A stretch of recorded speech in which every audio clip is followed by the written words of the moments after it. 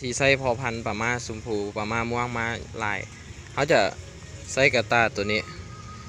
กระตางวมเข้าอ่ะนะกระตางวมพักเข้าประมาณนี้ให้มันมีตัวนี้นำให้มันมีอันนี้นำเพราะว่าเขาจะกางขึ้นแบบสิเราก็หินโปกข้างกลางนี้ไว้ในเป็นปองให้ไข่ปลามาเฮียลงแบบสิวางลงเขาจะผสมคะสีกันเลยก็ได้สมมาผสมกันเลยมาม่วงมาเขียวมาชมพูป่นกันเลยมันจะลูกมันจะมีสีงามออกมาสีแปลกๆออกมาตัวนี้มันสมแล้ว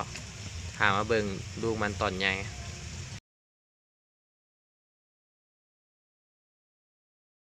จากที่เขาเพาะเมื่อวานนี้มาเดี๋ยวเขาจะมาเบิ่งอันนี้ให้ปกกระตาเพื่อบ่ให้ปลามามันโดดออก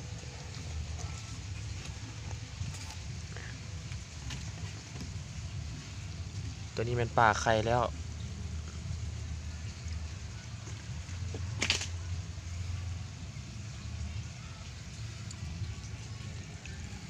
ตัวนี้เขาจะสมมีม้าเขียวม้าชมพูม้าเหลืองม้าม่วงแล้วก็ม้าลายและมันมีม้ารูปผสมของเขาเอง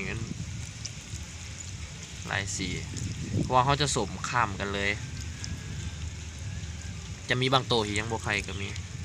แต่เขาจะเอาออกเลยเขาสมแต่มือเดียวพอ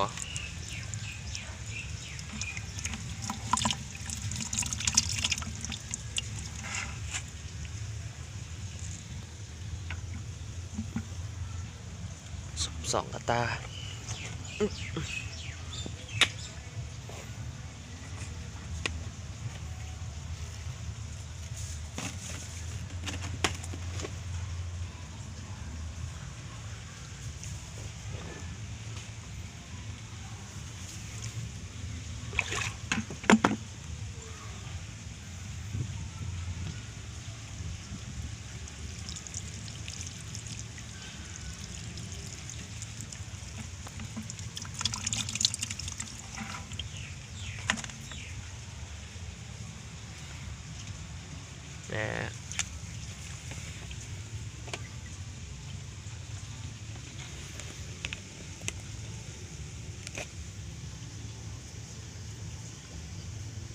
ตัวนี้จะเห็นไข่เต็มเลยอยู่พื้นท้องอยู่พื้นเนี่ย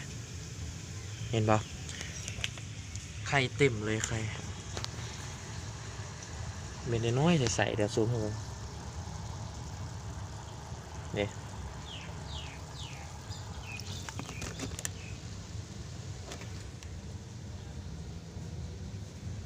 ไข่ปลามาไปเลยเนี่ย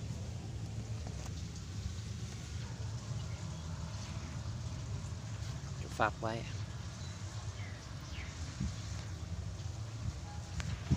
โอเคเอาพ่อแม่พันธุ์ไปไว้บอนอ่างผักคือเก่าอยู่นี่จะมีปลาม้าเหลืองม้าเขียวม้าลายม้าทองมันจะเป็นสีทองม้าม่วง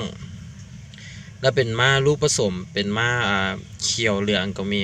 เป็นม้าส้มก็มีเพราะเขาจะส้มเขาจะผสมข้ามสายมัน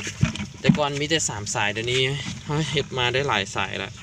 เดี๋ยวจะให้เบิ้ง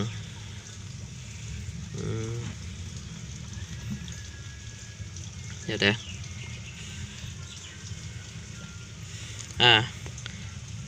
เสร็จแล้ว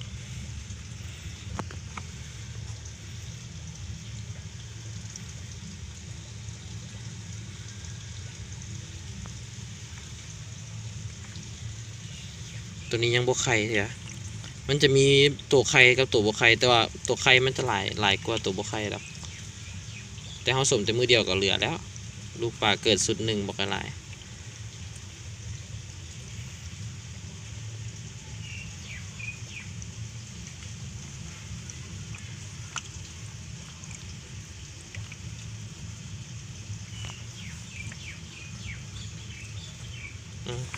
ตัวนี้เป็นปลา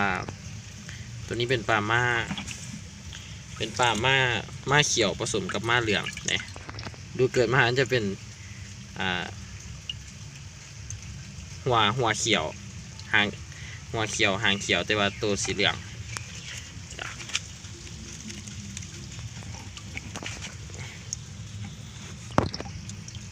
เนี่ย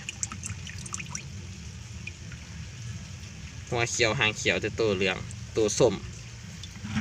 เราจะผสมข้ามสายกันมันจะได้ปลาสีใหม่ๆออกมามันจะงามกว่า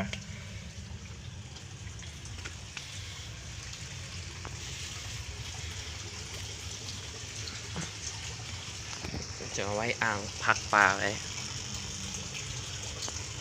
อันนี้เป็นน้ำที่เขาพักไว้เราจะปล่อยปลาลงนี่